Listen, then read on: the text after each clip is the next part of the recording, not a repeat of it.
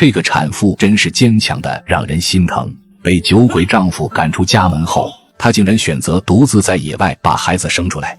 然而令阿平更心酸的是，她刚出生没几天的孩子居然发烧了，可阿平的钱全部都用来给孩子买奶粉了，这可让她怎么办呢？天刚蒙蒙亮，阿平和小宝就早早的起床了。起床后，阿平就发现了小宝的不对劲。平常只要一喂奶，小宝就不哭了。今天小宝吃饱了以后还在不停地哭。阿平突然下意识地摸了摸小宝，他的身上果然非常烫。阿平瞬间充满了无尽的担忧，再加上昨晚照顾小宝一直都没睡，这也让阿平越来越憔悴了。阿平没有犹豫，果断地带着小宝准备去集市看病。因为居住在深山，这里没有公交车，阿平也没有钱买一辆电动车，只能背着小宝一步一步艰难地向前走去。这是他产后第一次出远门。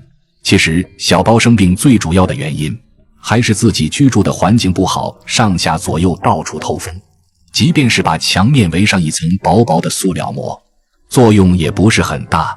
好不容易赶到镇上的药店，他顾不上歇口气，直接让老板拿来一副退烧贴。本来只打算买一张，但为了让孩子早点退烧，阿平咬咬牙又挑了价钱稍贵的那款。他把手中为数不多的钱掏了个干净。拿到药品后，阿平转身又来到了卖蔬菜种子的地方。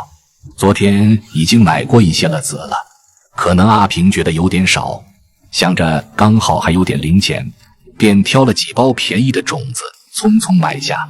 他知道现在能在院子里多种些种子，未来就是无限的希望。等种子成熟后，拿来一小部分是用作自包吃，大部分挣钱拿去集市摆地摊挣钱。真是个会过日子的女人啊！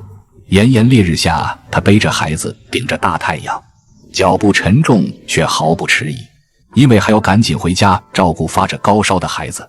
走了好远才终于赶回简陋的住所，一进门简单收拾后，就赶紧把孩子放到了床上，先照顾孩子吃点母乳。然而早上起床以后还没有顾得上吃饭，本身家里可以吃的食物也不多，未来的日子真的为两人感到担心。现在菜园里面还有一点点蔬菜，但阿平的钱包里几乎为零。阿平轻轻把孩子抱在怀中，用手摸着他的额头，依旧滚烫。喂完奶后，宝宝终于不再哭闹。阿平轻轻撕开退烧贴，因为实在太贵了，他不舍得整张用刀直接把药分成2半，这样一片可以用2次，还可以节省1次的用量。然后一半贴在孩子的小额头上，他知道这样虽然节省，但对孩子来说也已经足够了。其实阿平心里也没有底气，贴好以后孩子肯定是非常不舒服。阿平一边抱着孩子轻轻晃着，一边用身体的温度温柔包裹他。宝宝慢慢安静下来后，额头似乎也开始降温了。终于阿平看到孩子有了好转，他轻轻放下宝宝，趁着这短暂的安稳时间，拿起柴刀和锄头，继续进行昨天的播种工作。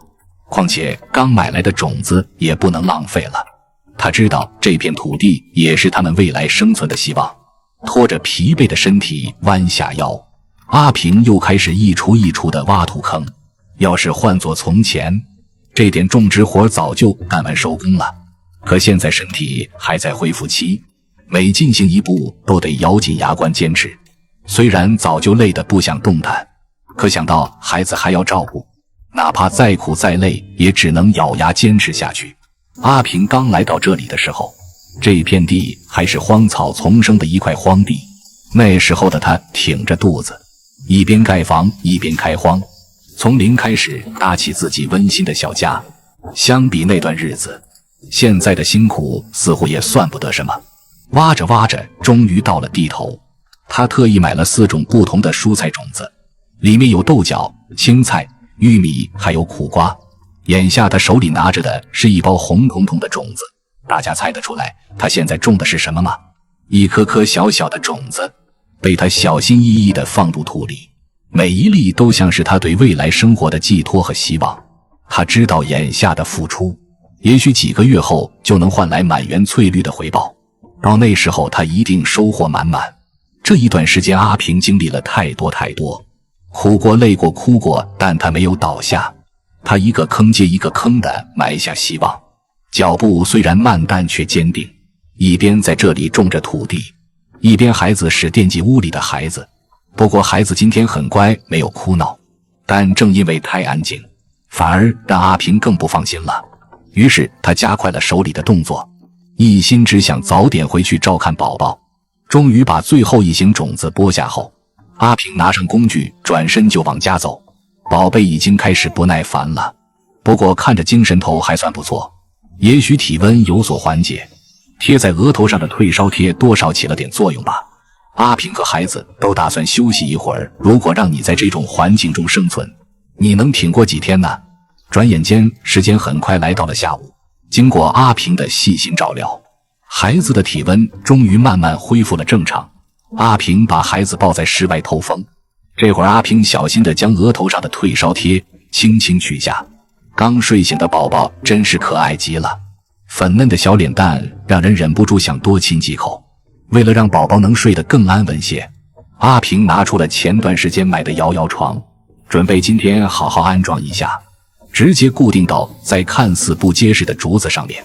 把孩子放上去以后，阿平也是为了让孩子不哭闹，自己可以抽出来时间干一些家务活，然后取出一张小竹床，再套上印有卡通图案的布套，怎么看都像是为宝宝量身定做的。将宝宝慢慢地放进了摇篮中，宝宝似乎对这个新天地充满了好奇。阿平坐在一旁轻轻摇着吊床，眼神里满是温柔与宠溺。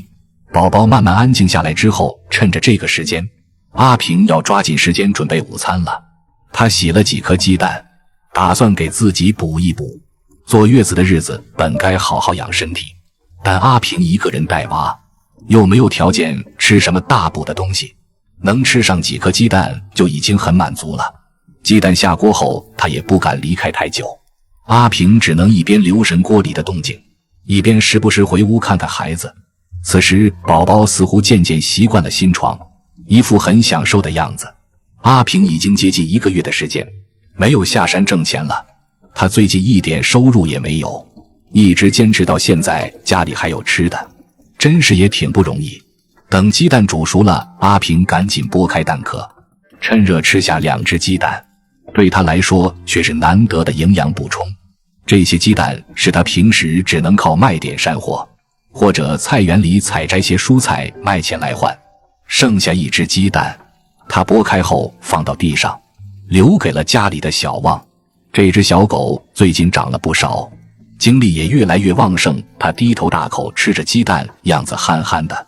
照顾完孩子，也喂了狗狗，阿平终于可以稍微松口气了。